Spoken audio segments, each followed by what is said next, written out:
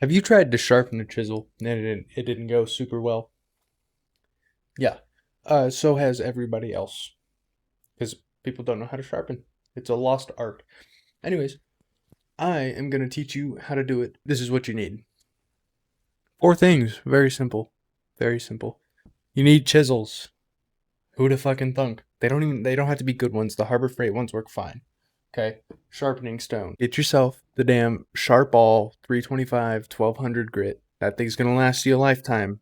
A strap. Make it. It's leather and wood. And some glue. I believe in you, brother. If you came from the short, how's it going? Love to see ya.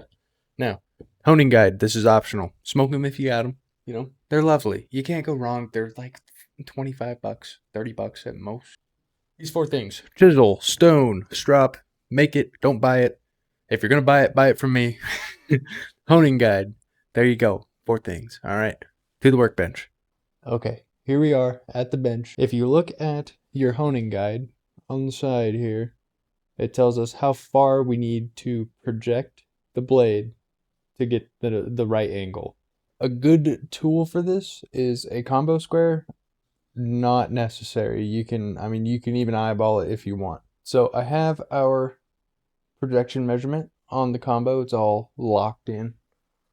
First things first, we need to start off flattening the back. You can see this one has a little bit done to it, but it's not great. You can see there's a little bit of a hollow spot.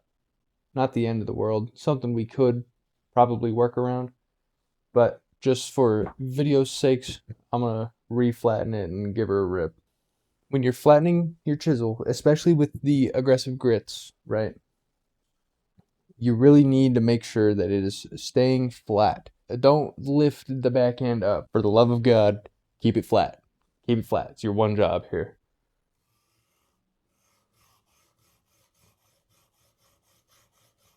Now, here you can see this thing is, that front edge is definitely rounded.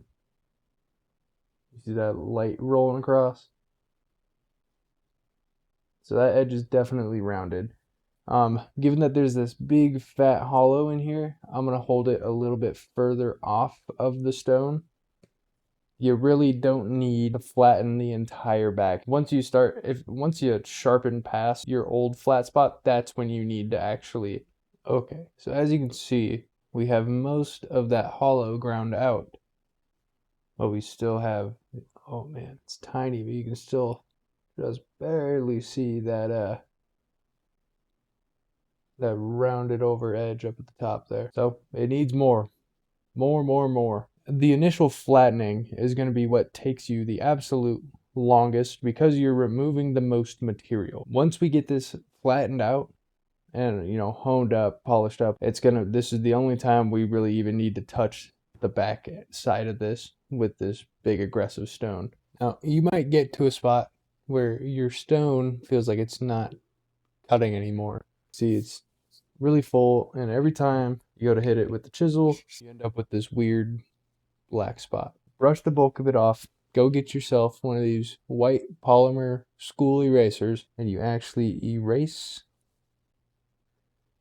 the metal out of the bits, out of the holes. And look at how much better that is. I don't know what the hell I got on it, but, that's not going to ruin the sharpening here.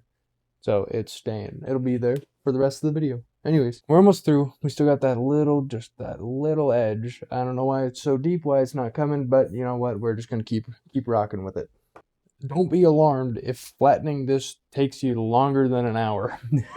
I have spent probably 30-40 minutes sitting here grinding it, and it's just still not quite there. You see, just barely on the corners. You can also feel a burr on this front half. This is good. This is a good sign, right? You should be able to feel a burr on the primary bevel of the chisel. Very nice, very good. I'm gonna take a few more passes, get this puppy cleaned up, finally hit those little corners, and then we'll be off to the races. This is the fine side of the stone, the 1200 grit. Here's where your honing guide comes in. Because we're not going to be regrinding our primary bevel, we can go straight to honing. You don't need your aggressive grit on this side because we're just putting in a secondary bevel. Primarily because these chisels are cheap. I'm sorry to whoever makes these chisels. I have no clue what chrome vanadium is. If you do, let me know. We're gonna go straight to our secondary bevel. Read your honing guide. It'll tell you how far to stick things out that makes sense. We're going to be going for the 30 degree, I believe, meaning it's more aggressive, right? A sharper angle. So we need to go 30 mil out. We have our combo square set to 30 mil. This honing guide, you can see, has wide teeth and skinny teeth down there. That is for chisels. With that being said, slap your chisel in there.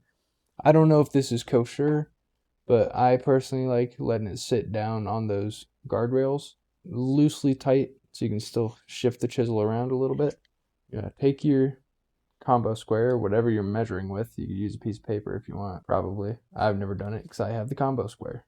And there you go. Chisels butted up against the actual combo part of the square, and then the end of the ruler is pressing against that edge of the honing guide. Cinch her up. Make sure everything, oh, you see, this is important. Look at that. That's not going to be a good angle. Let's probably fix that really quick. Tighten her down with whatever you got. I have whatever this is. I don't know where my big flat head is. Cinch her up. Don't need to go crazy. Now, before you actually start stroking it, you want to double check, right? Look at the angle. Oh, you see? You see that? That is flat. That primary bevel is flat to the stone right now. That's not what we want. I believe we actually need to go shorter. If you think about the dynamics of it, stick it out further. That means it's going to be up.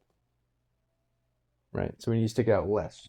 For keeping it standard, let's go 25. My favorite number. Now, when we put it down on our stone, you can see just a little bit of light. So I reckon we can even go down to 20.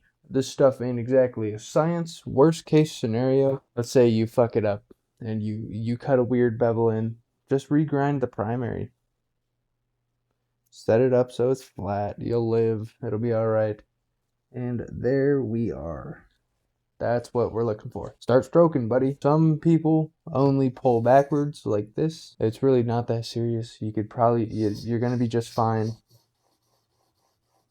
doing it like this. Nothing's going to stop you from making a burr and getting it sharp. I do like to jump around different areas of the stone to keep wear as even as possible. And it's that quick, ladies and gents. So now we have a burr on the back side that we need to remove, which is going to be super easy. Literally, take it like this, lay it flat. It's totally gone. If you want, you probably could do a little more.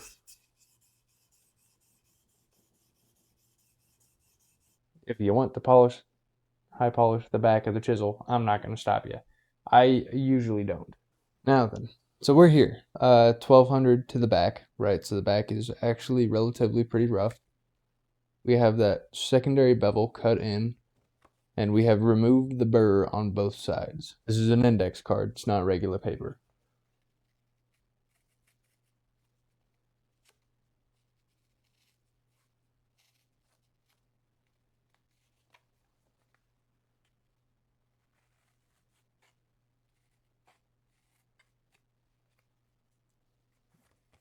Of course, it's not screaming sharp, right? But it's a chisel, and you got a lot of beef behind that apex there.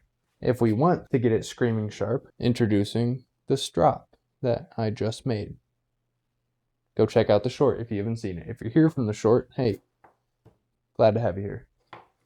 So we're going to start off with the back. Medium pressure, pull towards yourself. You could even be a little light on it if you want. It really doesn't take much. Now, when you're stropping, right, feel free, if you'd like to, hook up your honing guide at the same angle, call it a day, make it easy, right? I like to do things the hard way. So you see that shadow just below that the bevel?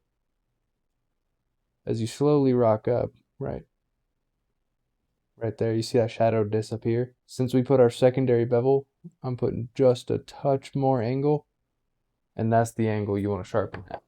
Just past where that bevel actually disappears, that bevel shadow. Same thing with the back. Do not change the angle that you have it at. You don't want to lift up the back. You're going to round over your edge.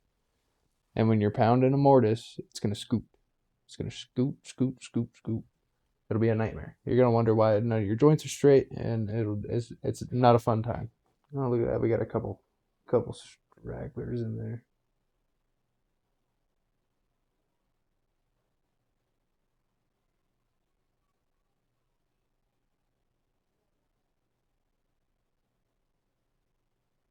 Hitting the angle through the camera is pretty hard. But you can see it is doing it. See if we can get in there without cutting the hell out of myself.